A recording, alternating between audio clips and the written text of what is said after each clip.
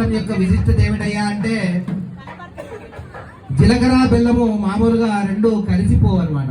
అలా రెండింటిని కలిపి పెట్టడం అంటే ఈ రెండింటి కలిసి ఉన్నట్టు ఒకరొకరిది ఒక వైశల్యం.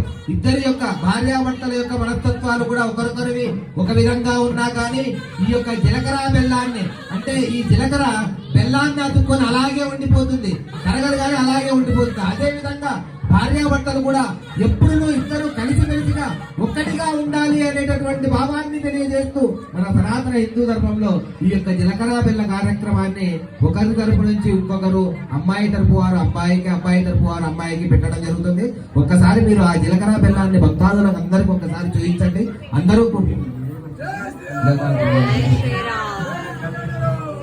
అందరూ ఒక్కసారిగా చూసి తరించండి.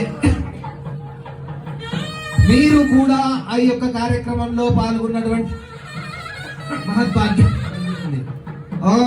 అమ్మాయి తరపు వాళ్ళు అమ్మాయి చేతికి తగిలించి అబ్బాయి తరపు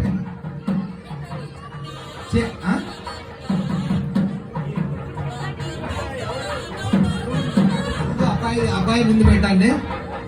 అబ్బాయి చూపించండి ఒకసారి, అందరికి చూపించేసి అబ్బాయి చేతికి తగిలించి అమ్మాయి పైన, అమ్మాయి చేతికి తగిలించి అబ్బాయి పైన ఇద్దరు కలిపి పెట్టి పైనుంచి పెట్టాలండి. పైనుంచి పెట్టండి, పైనుంచి పెట్టేసేయండి.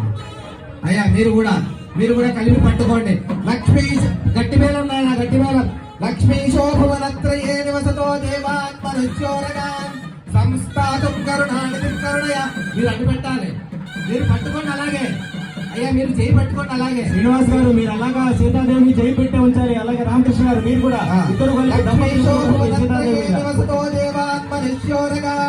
సంస్థాతం కరుణానిధి కరుణయ మార్తాండవం చేయౌ కౌసల్యా నిజ గర్భ సంభవృతే జాతే రఘునాయకస్య జననం సావధాన సుముహూర్తే సావధాన శుభలగ్నే సావధాన శ్రీలక్ష్మీనారాయణాభ్యాం సావధాన. వీళ్ళు ఇలాగే దీన్ని పెట్టుకోండి. అక్కడ దీనిపైన పసుపు అక్షతల పూలు వేయండి. లక్ష్మీ క్షీర సముద్రరాజనయాం శ్రీరంగ